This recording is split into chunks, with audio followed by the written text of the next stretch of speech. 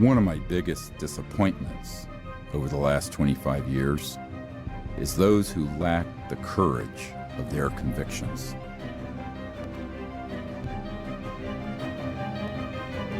If 1% of the people who I've talked with, met with, or briefed had that courage, this would have all been fixed long ago.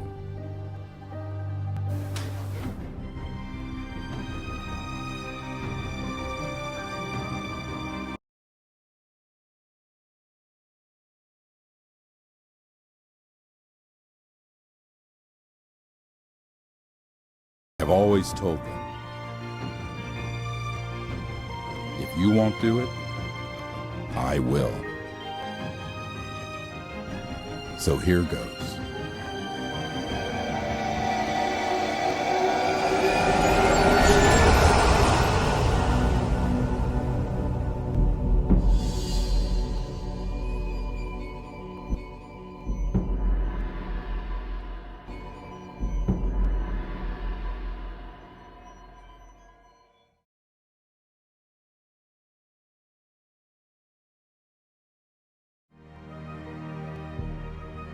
One of my biggest disappointments over the last 25 years is those who lack the courage of their convictions.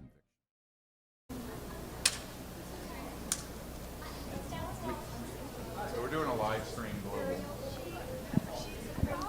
Hi, I'm Ron James, and you are with us live at the theater here in LA where Stephen Greer is premiering the new movie Unacknowledged. Now, this film has set a new record for the amount of money raised through crowdfunding for a documentary, and it only surpassed the record previously established by his last movie, Sirius, which broke the very same record. Congratulations on a milestone achievement, and it's wonderful to be back here. Good to see you. Thank you. So, Stephen, how does it feel? We were here together for 4 years Sirius, ago. and we're here back Yep, again. Exactly 4 years ago. So 4 years ago, we started the film Sirius here and kicked it off. And this is going to be more exciting. The film, Unacknowledged, has already hit #1 on iTunes for the trailer and in the top 10 for pre-orders. Our goal is to disclose this information to a few 100 million people, and that's going to happen. So that's what we're here for. And I want to welcome some folks who are here. You want to come up? Sure. Yeah? So you introduce yourself. I'm Vincent Spano. So Vincent is an actor, and we're very pleased to have you here. And Thank you.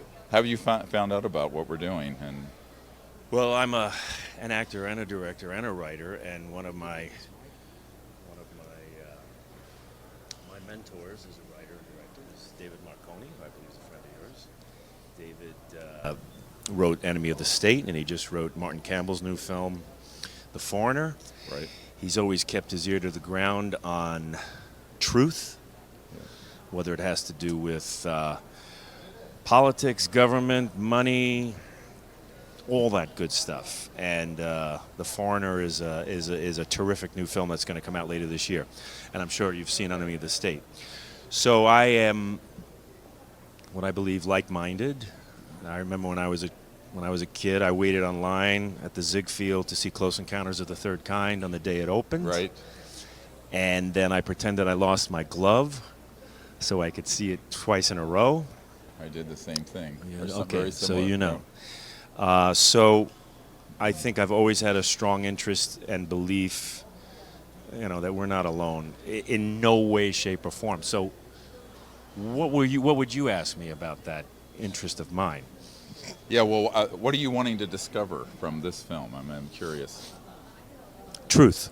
Yeah. Well, in an hour and 40 minutes, here's the thing about Unacknowledged. We distilled several thousand hours of top secret military testimony, documents, and evidence into an hour and 40 minutes. Well, that's quite a task. And so we have the filmmaker here, the director has just arrived, so that's what we tried to do. And then there's a book by the same name that has much more information than the movie.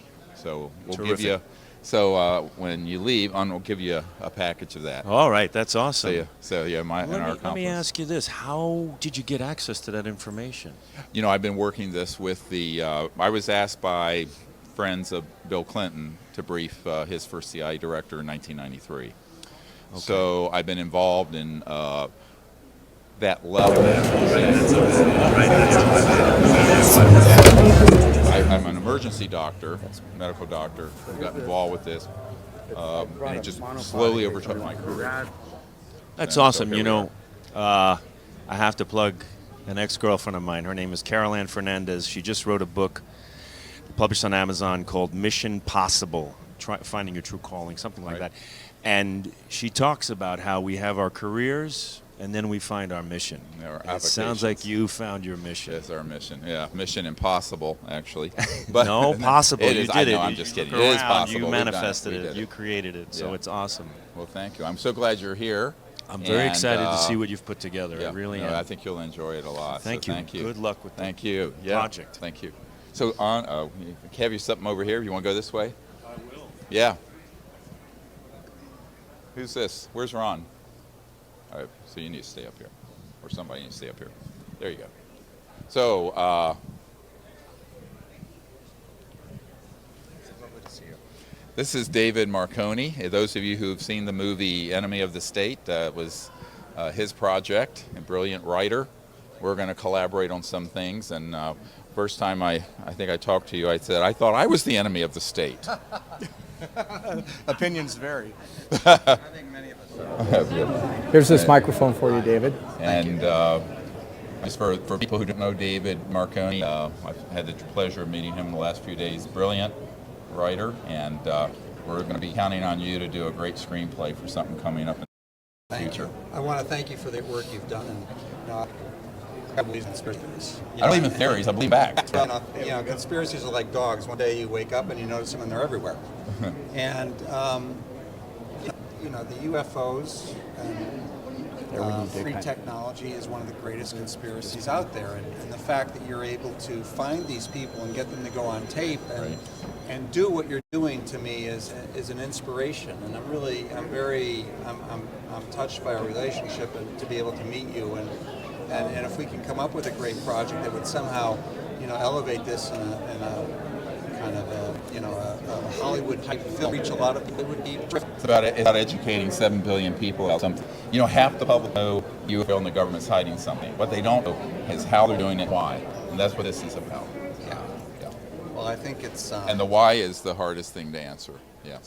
But I want to thank you, and it's my pleasure. I think it's very, very important work that you're doing, and I'm very honored to be here tonight. I appreciate it. So, yeah. You want to ask a question? Is there a kind of a, I've got my own mic, is there an underlying sense among people in the entertainment industry that you've noticed that kind of reflects an awakening to this topic? Because for a long time it was considered to be, something that was ridiculed, and more people in high profile positions are coming out and saying, yes, I believe this to be true, and yes, I believe that things like this are going on. Have you noticed yourself that there's more acceptance among your peers? I'm talking from personal experience in that I've witnessed things 3 or 4 times that, when I was growing up, when I was 7, 8, 9, 10, I used to build model airplanes. I knew what a jet airplane looked like. I knew what a prop airplane looked like. I knew what the Wright brothers airplane looked like because I built them all. And one day you're walking in from recess, and it's like you're like 8 years old, and you're with like 10 of your friends, and you look up and you see something, and it's not an airplane. And you're like, well, what's going on here? And it really affected me. And ever since then, as an individual, as a person, I became very curious about this entire subject matter, which eventually led me to Dr. Stephen Greer, because he is he's been compiling all of these people together and putting together a coherent message that people can somehow understand.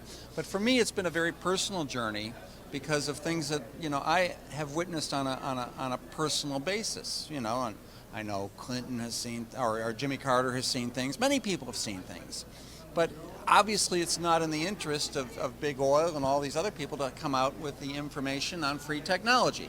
Because who wants to hear about that? Because suddenly you have a multi-trillion-dollar industry that's going to be displaced, and that is it's a disruptive technology. The ultimate disruptive technology and information. And to bring something like that in, to bring something like that in, it disrupts the entire world, and Right. that's very scary for a lot of people. Ultimately, it'll be a better world, but it's not a world that won't come without growing pains and displacement and everything else. And you're what we call an experiencer. So there's people that believe, and there's people that have had something happen to them, whether it's an eyewitness event or an abduction event or anything along those lines where you actually went through something. See, what you don't know about that is a lot by using that word. So here's the thing: when this movie, what you're going to find out is that about things that are in the category of the usual UFO ghetto, like he just mentioned.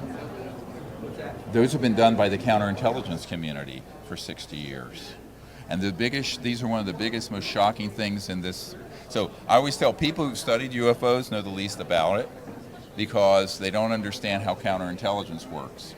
So part of this expose is to show people what's going on in the counterintelligence area that has brainwashed the public on this subject to make everyone docile and accept World War III, that'd be interplanetary. Right. Well, we don't have And so that's really, to me, that's the part of this that's the most important, because the only thing worse than keeping the secret is for it to be disclosed in a false way that leads to an interplanetary conflict.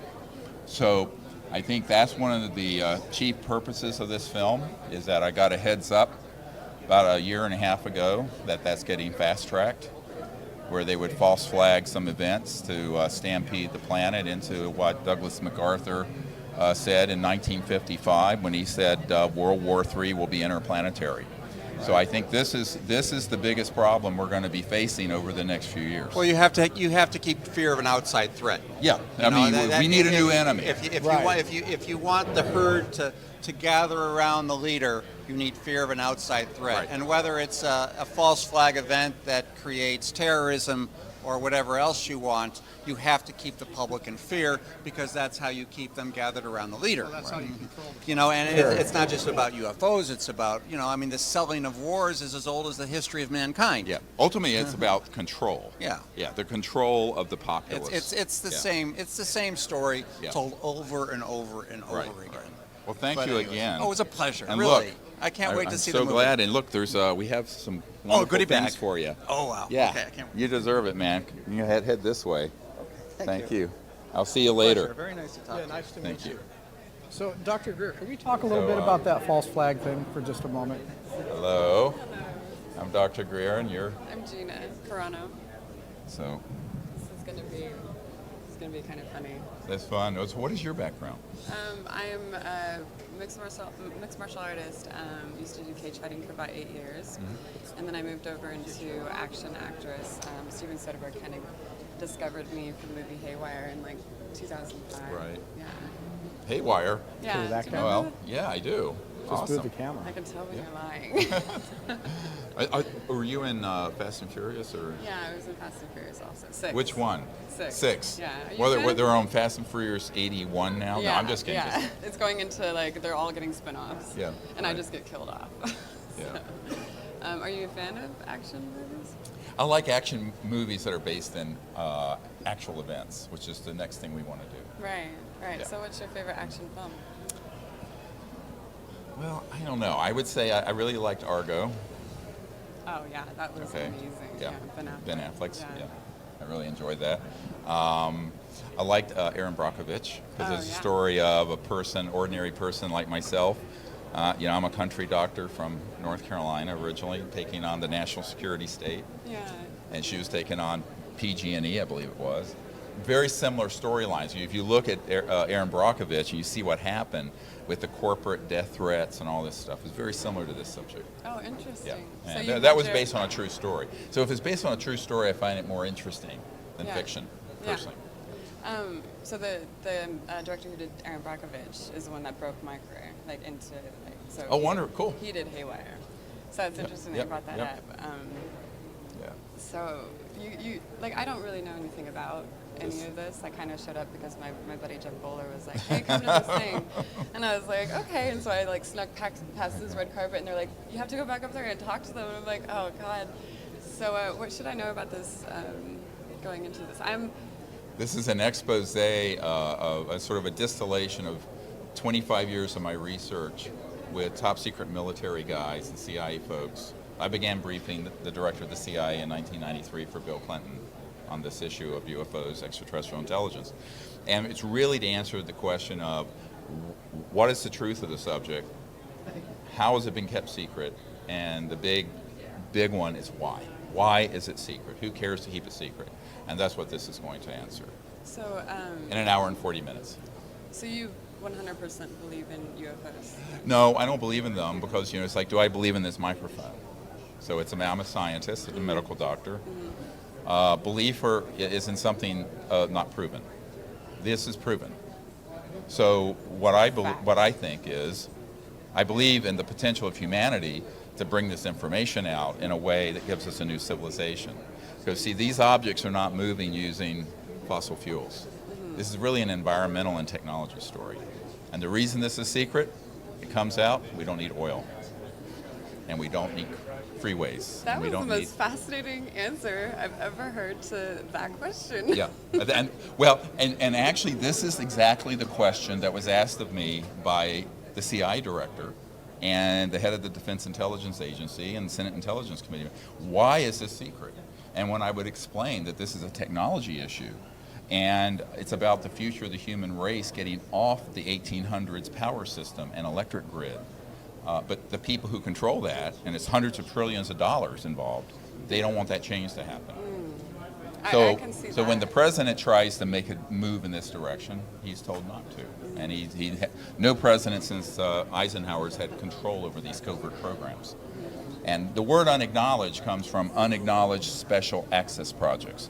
What that means is it's a military speak for a black project that's so black it's being run in a criminal way outside the oversight of the president and the Congress.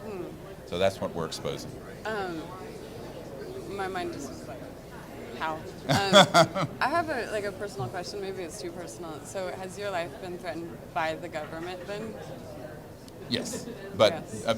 I'm not worried about that now. Yeah. Sorry, I'm not even the interviewer here, but I just have. No, you have good questions. I love your Yeah. questions. They might be coming from an innocent place, but No, I it's don't beautiful. really know anything about No. this. But Well, thank you. I'm very glad that Yeah. you're here. Thank you very much. And we have some of the book. There's a book, by the way, that is about 10 times more information than the movie. It's coming out today also, Oh, congratulations. called Unacknowledged. So Excellent.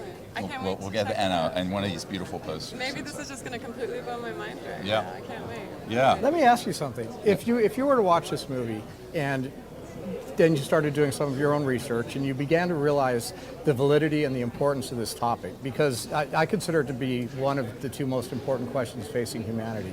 If you were to solidify around this, would it enable you or inspire you to be more active in talking to people about it, in trying to help groups that are trying to get the government to tell us more, and to just work more on wanting to get to the truth? I think that. Would it be more of a personal, would it have more personal importance to you? I think that that's kind of like an interesting question because no matter what, like, I can say, okay, I'm gonna go have this fight, but I know damn well that like when you go and have an actual fight, it's a completely different story than actually just saying that you would have a fight, you know.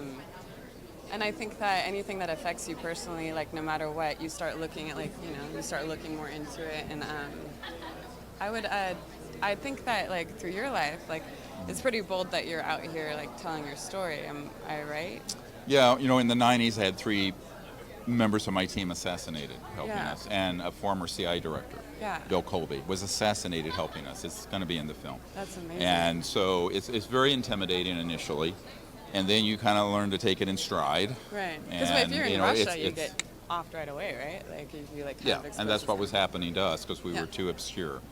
So by being not obscure, there's a certain level of protection. Yeah. And I always tell people, don't underestimate the fact that there are a lot of people in classified projects who want this information out, Yeah. but they don't have the final control at this point. Right, So and- it's moving in that direction, and disclosure, I founded the Disclosure Project 2001, May 9th, which is the 16 years ago from this May 9th when the film is finally available to the public. This premieres before the release on May 9th. That event was seen by several hundred million people around the world. Wow. And so we've been struggling to move this information out to the public Because for a very long time. Because of fear. Well, I think the reason it's been kept secret is that people who are in control don't want to lose control of the current macroeconomic system. Right. The hundreds of trillions of dollars in the petrodollar, oil, the whole global economy is really controlled by a handful of global elites. And are they doing that because it would just be mass chaos if we knew the No, it's because they like having the power. They don't want the people to have it. I think that more and more, to answer your question, the more I'm a truth seeker. I call Right. myself a truth seeker. So that's where I'll leave that. And whatever you do with that, it's all a matter of like your personal conviction. So I'm happy to be here. I'm a newbie to this whole entire environment, but I'm actually I always find myself showing up for reasons. So I'm glad to be here. And Thank you. it's a pleasure to have met It's you. a pleasure to meet you. Yeah. Thank you so much. Okay. And my assistant An has something for you. Thank you. I Yeah. hope you guys have the best night. Thank you. So, Dr. Greer, let me ask you a question real quick. Nice to meet you. Nice to meet you. Tell me about your background. I'm the founder of Judicial Watch. Hi, nice to meet you. And Freedom Watch. Oh, excellent. And we're a public interest group that fights against government corruption and exposes. I almost Rise contacted in you government. guys when the government tried to put me in prison for doing what I'm doing. Really? Why did they do that? That's a very long story, and we don't have We'll time have to for get it. together But, some other time but and you'll tell you me. wouldn't believe the fascist tendencies of the national security state. Well, I that's do gone out believe of that. control. I Yeah. actually brought 2 lawsuits in the last 3 years Wow, against the NSA, CIA, and we enjoined them twice.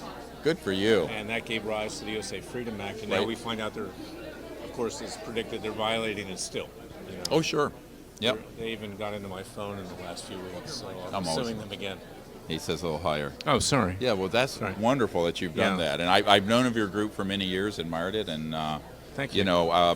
we should exchange information. I may need you guys sometime. We should. Let me give you my card Thank you. on that. Yeah, and I have my card. Un can give you a card Okay. also. This is so awesome. Well, a lot of people don't realize that this crosses all the political divides most people think about.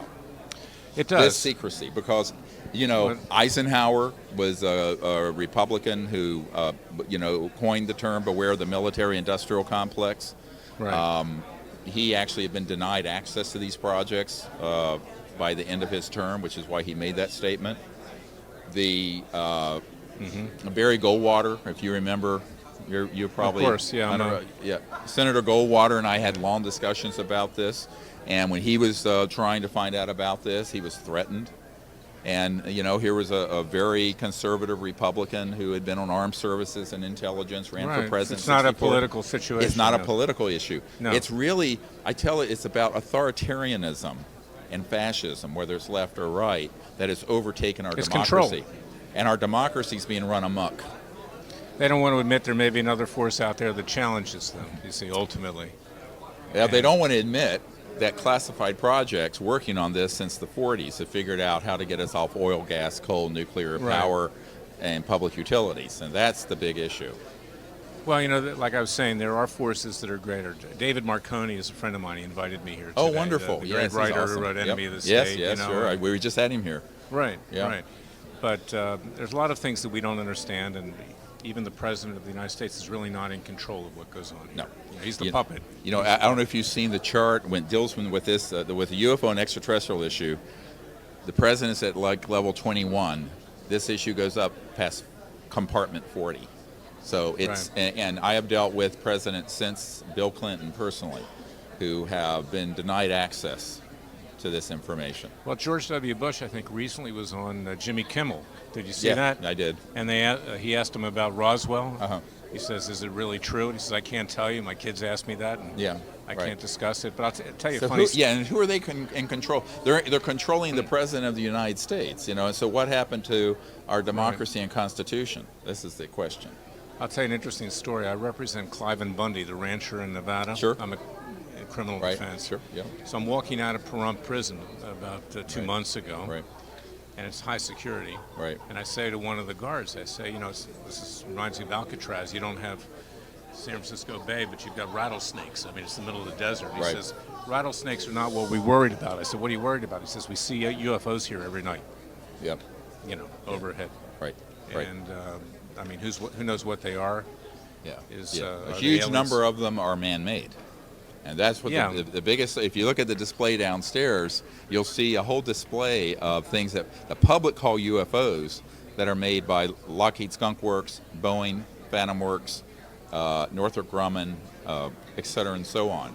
And what people don't understand is that those have been used in clandestine ways by humans since 1954. The date that's going to shock everyone is that gravity control and zero-point free energy was mastered October 1954. And Well, look at the TGV, the train in France or in Japan. I mean, Right. it lifts off the track. It's anti-gravity. So why can't it be taken a step further? And it has been. Yeah. For 60-some years.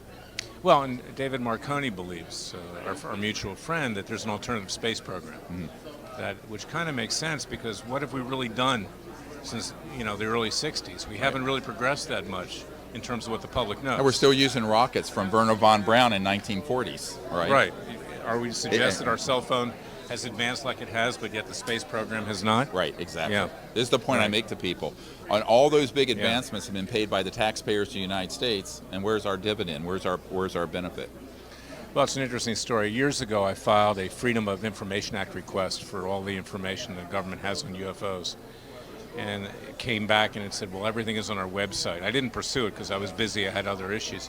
But I'm going to get back into that. Yeah, Because good. I think we need to bring We a need to lawsuit. collaborate on this. Let's do it. Good. Let's do it. Thank you. Thanks for Nice coming to meet up. you. And We'll be in introduce- touch. Yeah, we will. Thank you.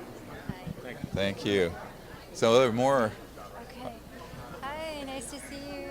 Oh, All right. God bless you. Oh, you're my thoughts and prayers. Thank you. Mwah. Thank you. It'll happen. We'll Yeah. get it done. Yeah. Carmel McGuire, Jerry, where's Jerry? They're awesome people who are on our team and near Santa Barbara. Oh, hi. Nice. Oh, to hi. you look Close fabulous. enough. You look fabulous. Oh, thanks. Emily's talking downstairs. And she said, We're on the live stream here. Okay. So we just want to say, A you say you want to joyous say a time. couple words. This has and- been going on for a long time, and it's finally happened. We are thrilled. We drove in from Ojai to see this great man, a personal friend, and one of the dearest, most knowledgeable people that I have ever met. Jerry? I can't add to that. I agree with everything you said. Thank you, guys. We had Thank our- you for being here. First contact experience with Steve. Yes. Yeah. Yep. Amazing, unforgettable experience. And we're with him for the long haul. Absolutely. Have a fabulous evening tonight. God Thank bless. you. Thanks so much. Okay. Keep me in your prayers. Hope to see you at the party after, if you can make it, if you fill up to Who's it. next?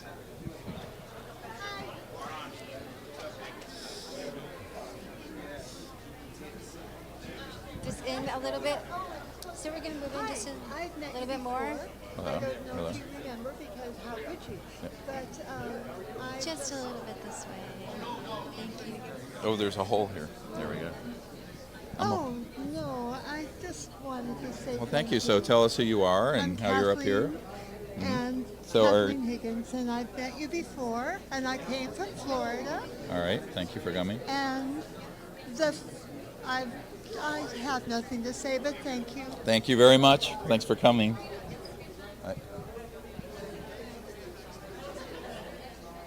She just told me to go this Yeah, way. He just wanted him this way. So, yeah. On.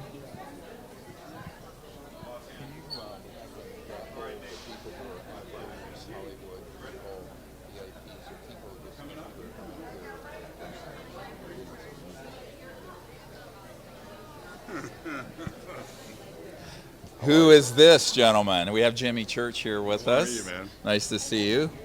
So I would like to thank Jimmy for coming and for supporting the disclosure effort and our effort for a number of years. And what do you want to say a few words to all the folks watching? I'm going to say this is amazing. How are you feeling right now?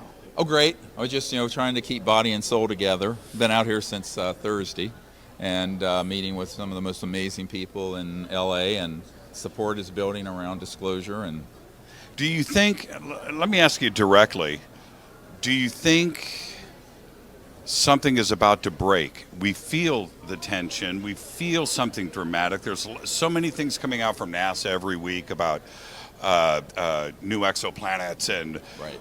fast radio burst and now Enceladus and Europa. It's always a month-to-month announcement about the discovery of something. Do you think it's their way of getting us acclimated? I think it's been going on for 60, 70 years, but it's picking up the pace. But my concern is that I wrote a paper back some years ago called When Disclosure Serves Secrecy. And so there are two kinds of disclosures that can happen.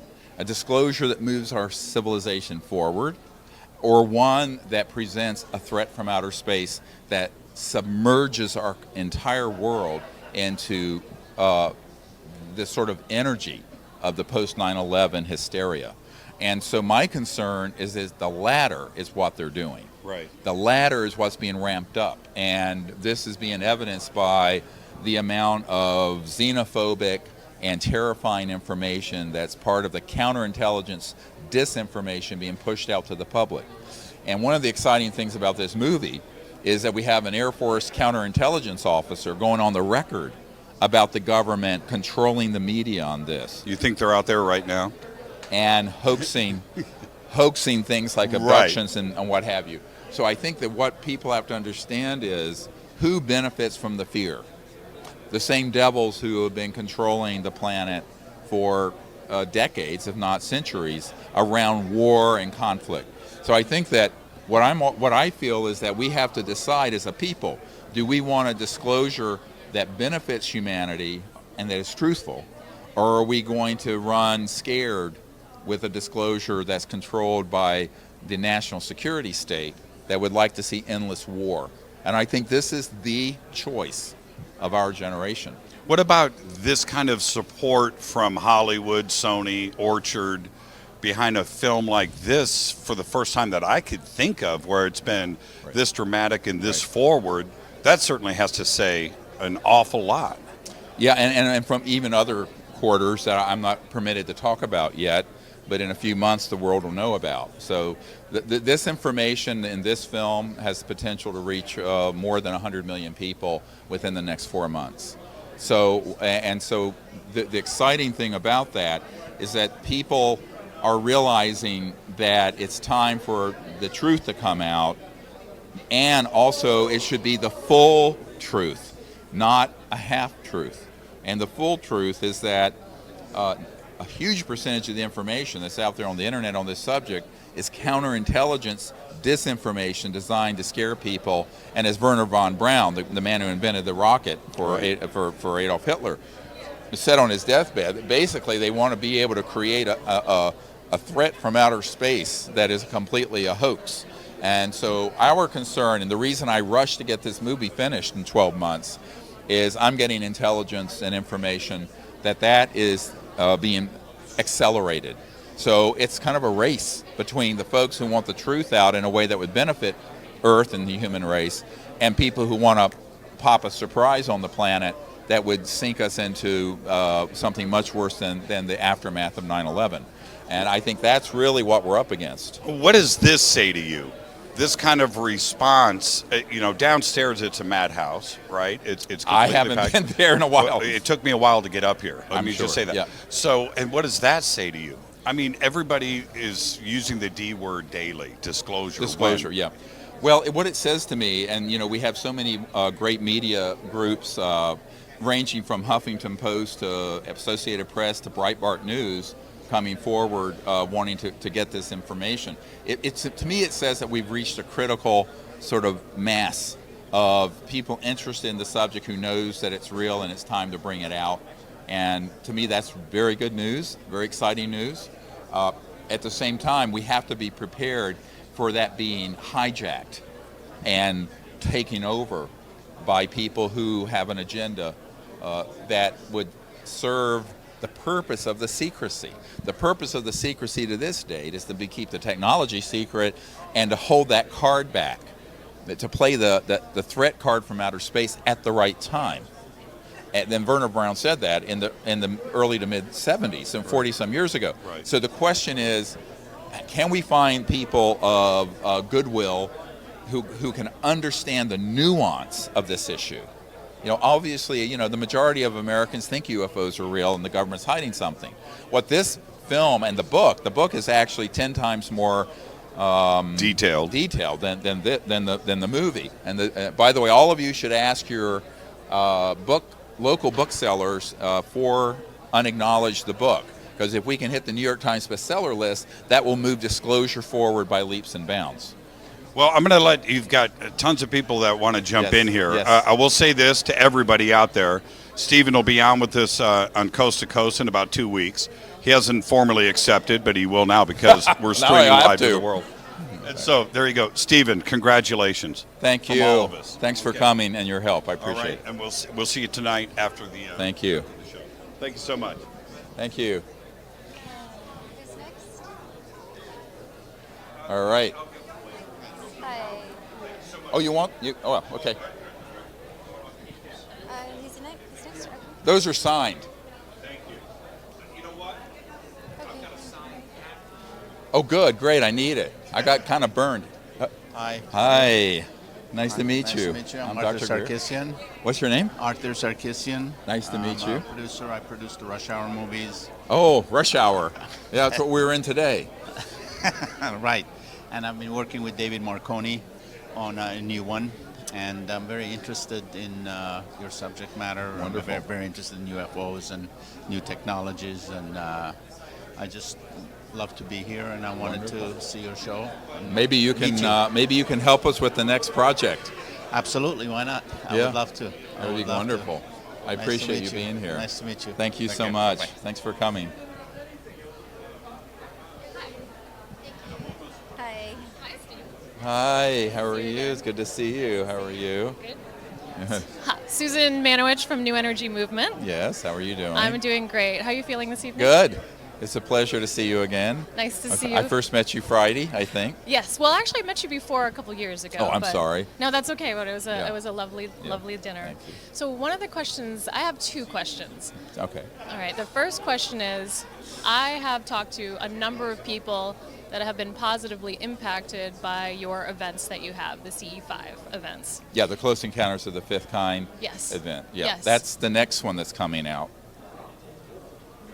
I look forward to seeing that one. I just dropped a little hint.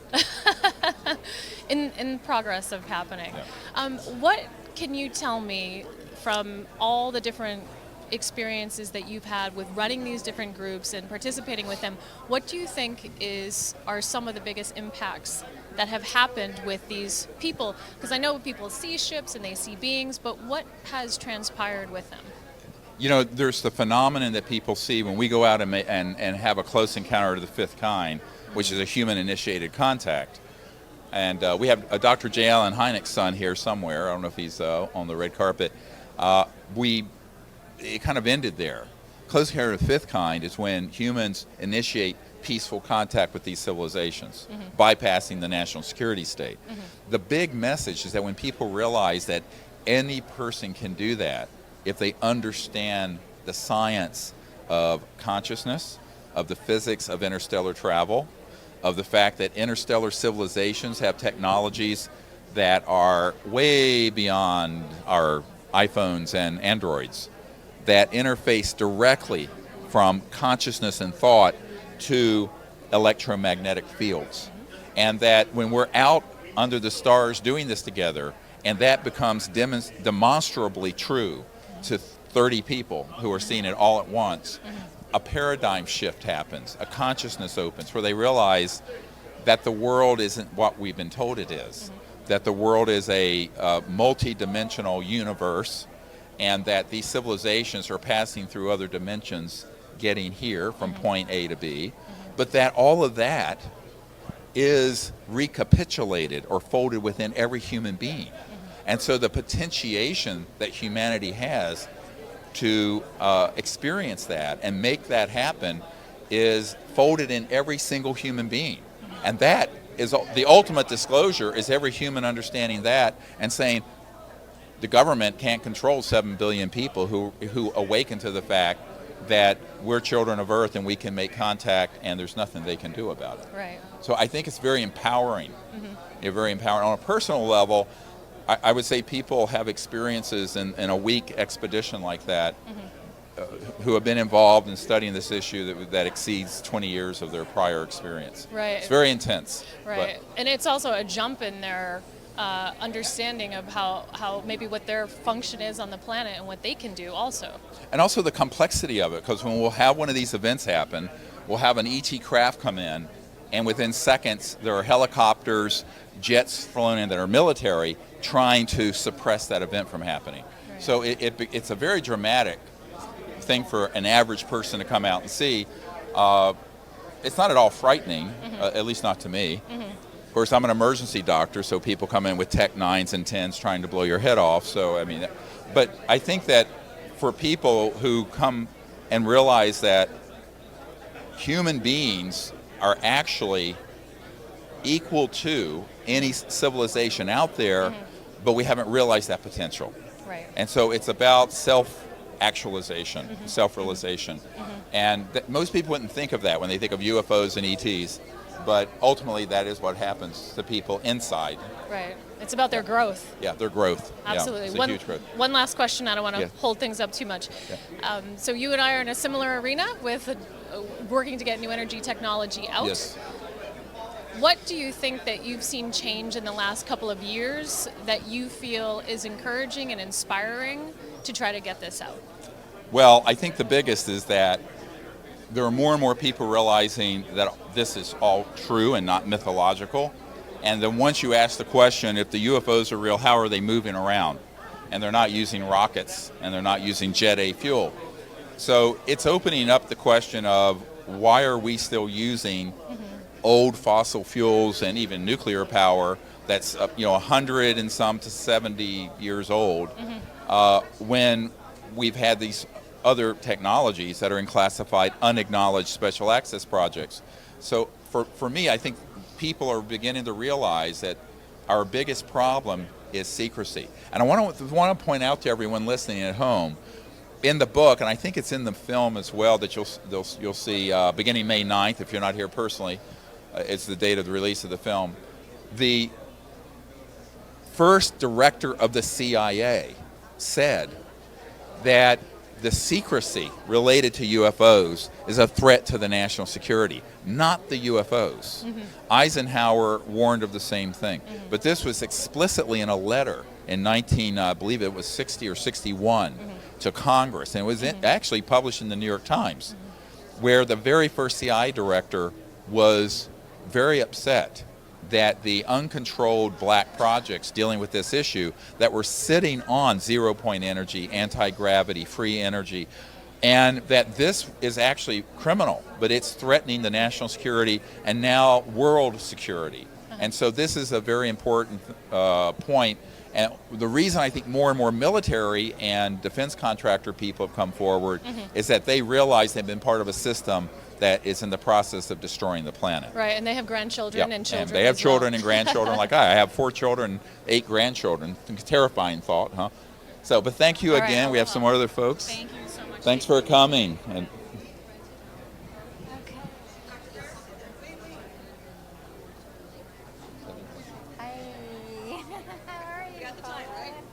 yep.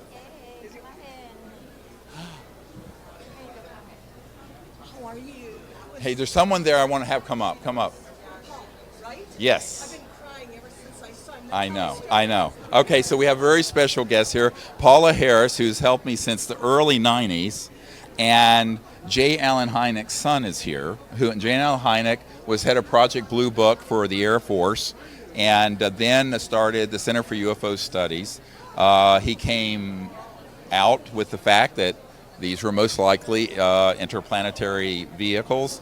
He understood the interdimensional aspect of it and many other things, and admitted that the Project Blue Book was sort of window dressing. So we're very honored to have both of you here because you interviewed his father. Actually, I worked with his dad for 6 years. He's the one that got me. He's the one that got me involved in ufology. Right. If it wasn't for his father and the fact that I spoke Italian, I wouldn't be standing here.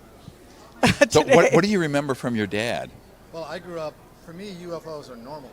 Yep. So I grew up in a traditional house in Chicago, but we'd have things like UFO ornaments on the Christmas tree. So did we. There are paintings of UFOs in the garage, and we had people like Father Gill from New Zealand or from New Guinea, and from all over the world coming all the time to mention their UFO stories. So it was just natural for me. What's the most interesting story your father shared with you that the public may not have read or heard about? Well, I don't know if my father didn't share it. I don't know if I should, but I'll tell you my favorite story as a kid was with Father Gill when he came over he had a famous sighting in Papua New Guinea. Yep, I know that case. You know, UFO witnesses run the gamut from highly credible and corroborated to somewhat more sensationalistic, as I'm sure you know. Sure. And Father Gill was an Anglican priest in New Guinea who had an experience, and he came to Chicago for an ecumenical conference, not to discuss UFOs, but he came and my father invited him over, and he talked about how he had seen in the company of 500 New Guineans a craft about 500 feet in the air. Right. And a lot of commotion, and then he waved and he saw a creature come out on the ship and wave back. Right. A CE-5. Yes. And at that point, he went back in, I think it was for, I forget which prayers of the day, but he went inside for prayers, Vespers. And he was roundly criticized for that, but the oath that he took wasn't that I will do Vespers every day unless I see a UFO. That was his routine. And so he's telling a story, and it wasn't the most sensationalistic story I've ever heard. There wasn't an abduction. There wasn't that kind of interaction, but he was so low key and just answering the questions he was asked. Right. Very clearly possessed of all his faculties. And matter of fact, yeah. And matter of fact, and also very comfortable in his own skin. Right. And there were 500 other people that saw it. And I believe some radar corroborations from the other side of the country. So for me, it was one of the most compelling testimonies I'd ever heard. Right. Yes. And that was just dinner. That's wonderful. Monsignor Balducci. So Yes, Monsignor Balducci, yes, absolutely, at the Vatican. At the Vatican. Paula Harris set up that interview and meeting, and one of the things that was interesting, I don't know if you remember this, but when we were off camera, Monsignor Balducci was a senior theologian to Pope John Paul, etc. We were on the balcony, and he says, you know, I could not be giving you this interview unless Papa, meaning the Pope, wanted me to. Right, exactly. Yeah, so there's a lot of support for disclosure in places that are quite surprising. Yes. Yeah, yeah. Thank you. And thank you for being here. I appreciate it. It's a pleasure to work with you. You're an angel. She's an angel. Without her, we wouldn't have gotten this far at all. Jan. So good to see you. I'm very pleased to have the International Director of MUFON, the Mutual UFO Network, here. And he has been an enormously great support person and friend, and has done tremendous work. We've known each other for at least 20-some years. Over 20 years, yes. Yeah, exactly. yeah. So what do you think? How are we doing? It looks beautiful. I can't hope for a very fantastic premiere tonight. So thank you for inviting me. Yeah, well, thank you. And I'll tell you that Jan Harzan is one of the people that in this field that he's going to do what he says he's going to do, and I very much appreciate that. And he's a enormously great man with tremendous integrity, and MUFON is lucky to have you. Thank you. Yeah, thank you. Well, we're all in this together, so let's make it all happen. You may not know that when I first had the idea to start the Center for the Study of Extraterrestrial Intelligence, and then the Disclosure Project in 1990. Now I'm dating myself. This is 27 years ago. Right. I didn't know what to do or what to so I found out about this thing called MUFON and went to the 1990 MUFON International Symposium, which I believe was in Gulf Breeze or near there because of all the sightings in the Gulf Breeze, Florida area. And that was my very first event. Now, of course, nobody knew who I was, of course, but which was just as well. It was nicer then. I had more fun. But that was my very first event that I ever went to. Yeah. Well, if you remember, back in the early 90s, when you started the whole Disclosure Project, it was called Project Starlight. Correct. And at the time we met, I was living on a street called Starlight Circle. I remember. I was at your home. Yeah. Anyway, congratulations and have a great Thank you. I really appreciate it. Watching the film. Thanks for coming. Appreciate it. Great. Wonderful. All right. Who else we have out there?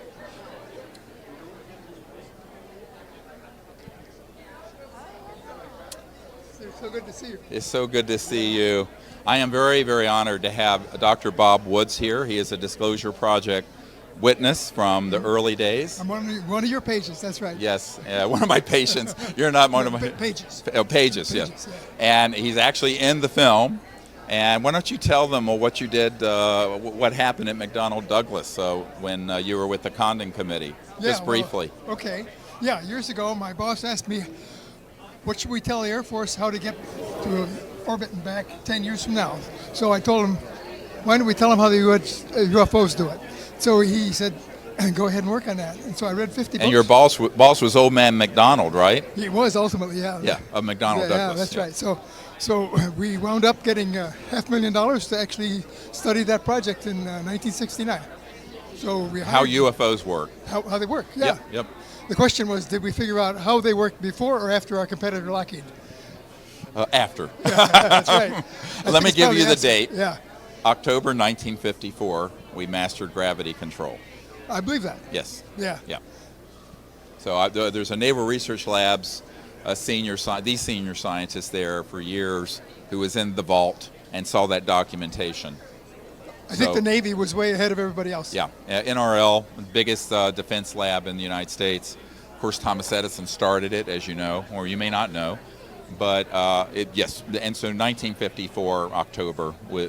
So if you look at your roads, your freeways, your cars, your jets, your trains, your boats, all of that's been obsolete since before I was a twinkle in my father's eye, and I'm no spring chicken. I'm really glad you're bringing that out. Yeah. Good. Thank you. Well, it's a pleasure and an honor that you're here. Thank you so much for all of your help. I appreciate it.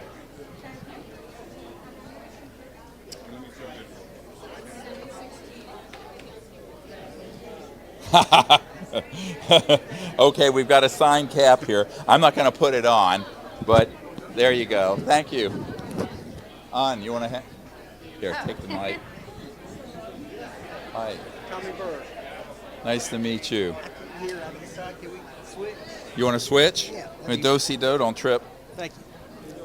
Hi, so tell me about yourself and how you got to be here. I'm a commercial real estate broker in North Carolina, actually, Raleigh. I know your old stomping grounds around the state. Grew up in Charlotte. Yeah. Thank you for coming. Well, I started getting interested in this after watching you and several other people. Started doing the research, and I'm having a hard time not putting the pieces together as a logical, wanting to find out. It makes too much sense. Sure. It's all very logical once you figure out what the secrecy's about. Right. Yep. And all of it makes sense at that point. So yeah, you're part of a CE5 team in North Carolina, or? No, but I'm thinking about it. I've always wanted to do something, and I saw you say it one time, which is everybody wants to know, but nobody wants to do anything. Yes, that's the hard choice. Right. And everybody wants to know, nobody wants to do. Yeah. So it's time for us to act, everyone. Right. Let's do it. And we've been doing that for 50 years or whatever, so. 70 years this year since Roswell, right? I'm not getting any younger, and I want to know. Yep. So. I'm glad you're here to find out. Well, it's going to be a great night. Thank you so much. Right. I appreciate it. I'm sorry, I didn't see you. Thank you. Huh? Yeah, of course. Come, Jim. Oh, look, where's Paul? Is Paul with you? He's not here yet. Oh, okay. So this is, everyone, this is Jim Martin. He's Vice President of the Orchard. Yep. And I want to express publicly my thanks to you. Thank you, Dr. There's Greer. thousands of people watching on the live stream. Sure. I can honestly say that this film absolutely would not have been completed to the quality it is, nor would we be working with the Orchard if it wasn't for Jim Martin. Thank you, Dr. Greer. So you have been indispensable. Thank Pleasure you. is ours. So tell me about what your thoughts are about tonight. Well, I'm very excited about the turnout. And excited for everyone to see the movie on the big screen. Yeah. Are you happy with the final product? Oh, it's awesome. Yeah? Yep. Good. Excellent showing tonight. Yep. Thank you. Looking forward to the feedback. Yeah, well, we're over capacity here just about, so it's exciting. And we have a lot of media who are coming, and I think that there's some things that you and I know about that can't be talked about yet. That's right. Eventually, this film's, I think it's eventually going to be seen by 100 million people. Agreed. I really do. Yep. Yes. Thanks to you guys. Oh, thank you very Thank much. you, To your hard and to work. Paul as well. Absolutely. Paul, the head of the film division at the Orchard. Thank you. That's right. Good. Thanks so much. Dr. Greer. We'll see you Appreciate later. it. Yes. Okay. Thank you. Okay. Thank you very much. Well, hey, we got to go. We're starting our program downstairs in 10 minutes, so I'm going to move off of here and head downstairs. Thank you guys for joining us. Thank you.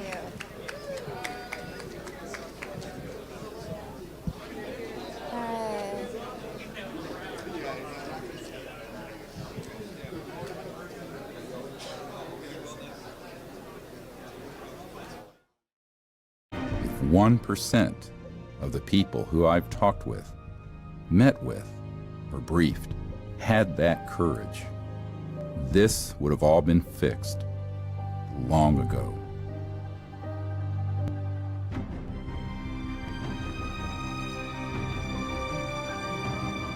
I have always told them